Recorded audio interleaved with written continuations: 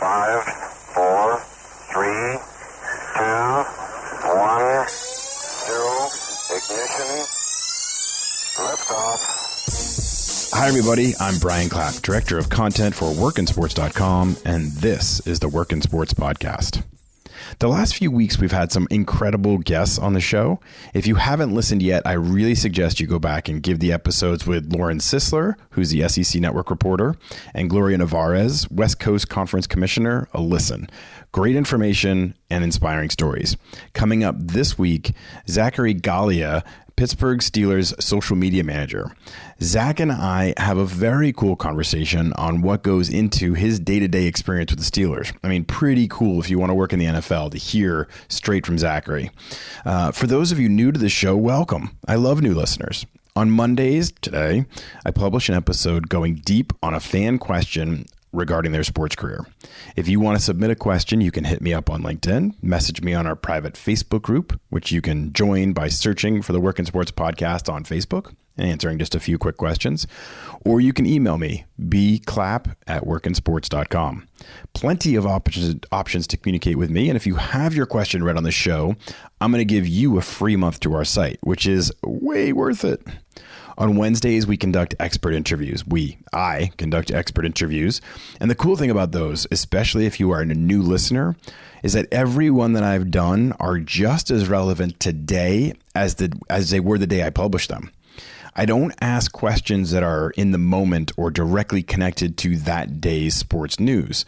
We focus on career advice, their journey, how they got their first job, the challenges of their role, what they look for when they're hiring. So again, if you want to go back and listen to my interview with Lee Steinberg or Malin Vu, talent acquisition manager for the Cleveland Indians, or Mike Judge, inside sales manager with the Cleveland Browns, or John Richard, associate athletic director for Ohio State, go for it. All the information is still on point, I promise. One last pitch before we get to the question. We also have a Facebook Live session every Thursday at 7:30 p.m. Eastern from the Workin' Sports Facebook page, where I answer all of your sports career focused questions live. It's super fun. I love the interaction. So come join us on Thursdays. Tons of fun. I will be there Thursday, 7:30 p.m. Eastern. Okay, let's get to today's question. It comes from Jack in Nebraska. Hi, Brian. Love the show. I have learned so much from your programming. I find the Monday editions to be so incredibly informative, and I hope this question is good enough to make the cut. Congratulations, Jack. It is. We're back talking with Jack now. I feel like my confidence is low going into interviews. I have so many things running through my head that I don't think I project the best version of myself. In the past on episodes, you've talked about being self-reflective after an interview and trying to figure out what went wrong. Well, for me, I've concluded it's my confidence. Any chance you can help? Jack, first off, I'm so impressed that you are being self-reflective after an interview.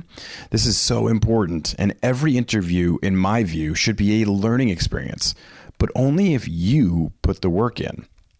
After an interview, I'll ask someone, hey, how'd it go? And they'll say, fine. Nothing too big. Fine. Went fine. I probe, and they have very little to give back. Then they don't get the job, and they wonder, what went wrong? And every time I respond, I don't know, I wasn't there, right? It's on you, the individual, to write things down after an interview. Was there a certain question that you didn't handle well? Did you mess up the handshake? Did you forget to make eye contact? Was your energy level low? Did you forget to smile and show some enthusiasm? These are all questions that you need to ask yourself after an interview. This is self-reflection, and no one else can do it for you. That's why they call it self-reflection. The reason you do it is because you want to find out how to be better for the next go round. Questions are going to be similar. People are going to ask you certain things. So if you miss something, get better at answering that question if you didn't handle it well. If you feel like your energy was low, raise it up the next time. All those things go into making you better and better through each interview experience. So nice job, Jack. Just getting to this point where you can self-reflect and narrow down what's going wrong for you is pretty awesome. I'm impressed. So now let's talk about confidence. As regular old human beings walking the planet, we're drawn to confident people. Someone that believes in themselves and their point of view is like a magnet for others. Confidence asserts a natural power and knowledge. It's just magnetic. People in hiring roles are even more tuned into this confidence as a virtue. Confidence is an essential component of leadership. It's not one-to-one. Like if you are confident, you are definitely a great leader, but it's near impossible to be a great leader without confidence. Employers want to hire people with leadership potential. You don't have to be perfectly refined as a leader and fully mastered in the art, but they want to see that potential, that high ceiling for leading groups and helping drive coworkers through change and push through projects or share a vision. That leadership potential and confidence is like catnip to hiring managers. At one place that I worked, I did a great deal of hiring, and we had a form you'd fill out after every interview. So we'd have on file of each candidate our in-the-moment thoughts and impressions on this person, their strengths, their weaknesses. One of the questions was, what is this person's leadership potential? That attribute is so important. Do they have the potential, not like fully refined, like I said, but do they have the potential to be a leader? The other thing about confidence is that it shows an ability to have a tough skin. I tell this to my kids all the time. They'll come home and say, so-and-so was mean to me or picking on me, made fun of my hair, said my curls were weird, whatever. All right. And I say in a very nice, supportive way, as the father of the year, you are allowing them to make their mark on you. You are allowing them to define who you are and how you value yourself. You're giving away your power to some fool. Just think how powerful it would be not to fight back, but to look at them as if nothing they say could possibly bother you in the slightest, because their words mean nothing to you. They have literally no impact. Now, I'm not saying that everything that works perfectly with a 7-year-old, but we're trying to establish this thought pattern so that when they are 14, 15, 16, their confidence is true and works as their best defense against tricky times. The same thing is true for you. Employers want to see a toughness, an ability to take on challenges, to know who you are, to have some gumption. Tough skin really matters, and confidence gives that aura of having that, right? That confident air. All of this contributes to the confidence formula. Why we are so drawn to people with confidence? Well, it's really, so many people lack confidence and have faltering self-esteem that those people are naturally drawn to someone with high level confidence. They want to emulate that energy and learn from it. If you can be the confident one, that's a really powerful elixir, especially in the interview process. But your question isn't why, it's how, right, Jack? So let's get into that. The first thing to recognize is that you have to remove the multiplying fear voice from your head. You will be nervous.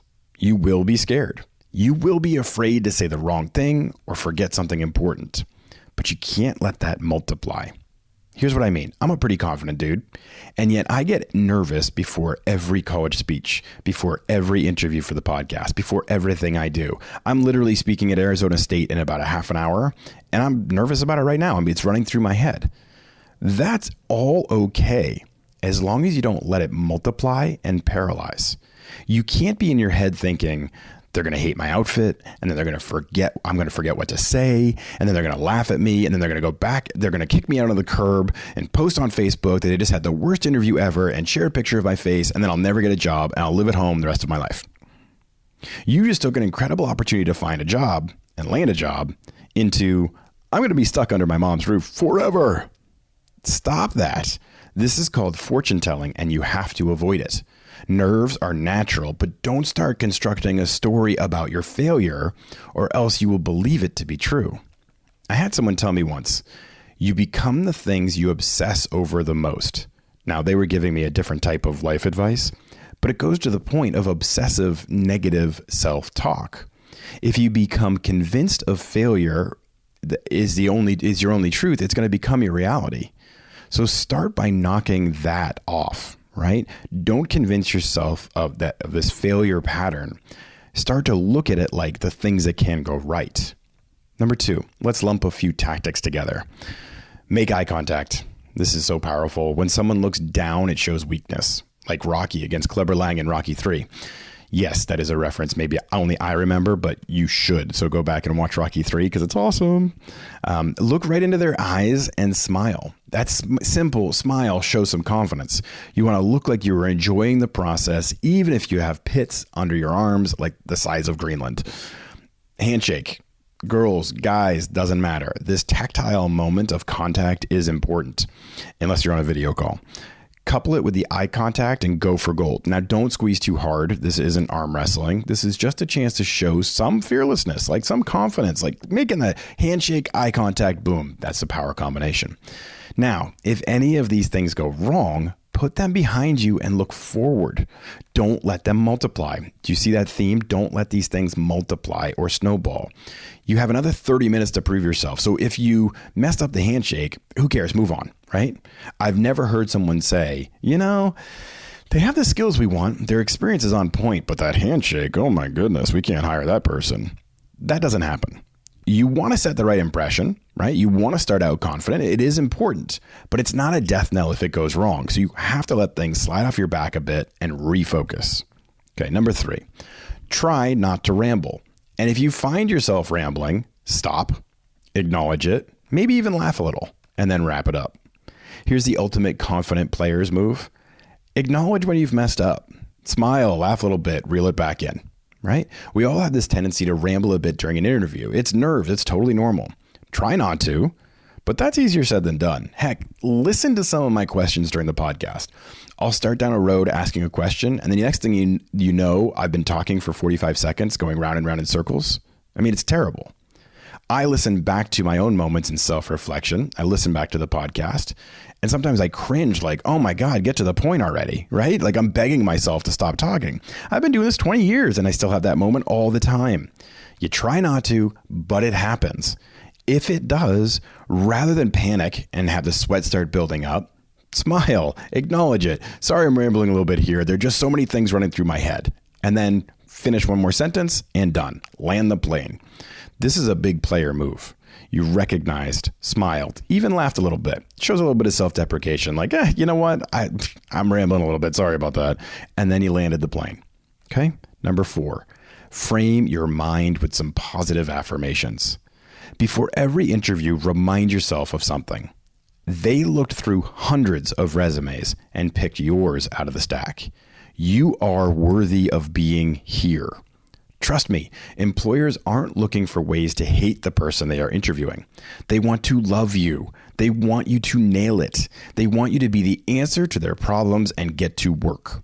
Don't disqualify yourself by letting your fears rule you. Look across at that other person and think to yourself, they are on my side. They want me here. They want me to nail it. And they want me to be able to go, they want to be able to go to their boss and say, whoa, I just had an incredible interview. So give them what they want. Give them the ultimate experience in you. All right, that should help a bit with your confidence, Jack. Keep us all updated on how things go. Thanks for listening. Reminder, Zach Gallia, social media manager for the Pittsburgh Steelers, coming up on Wednesday. All right, everyone, get back to work.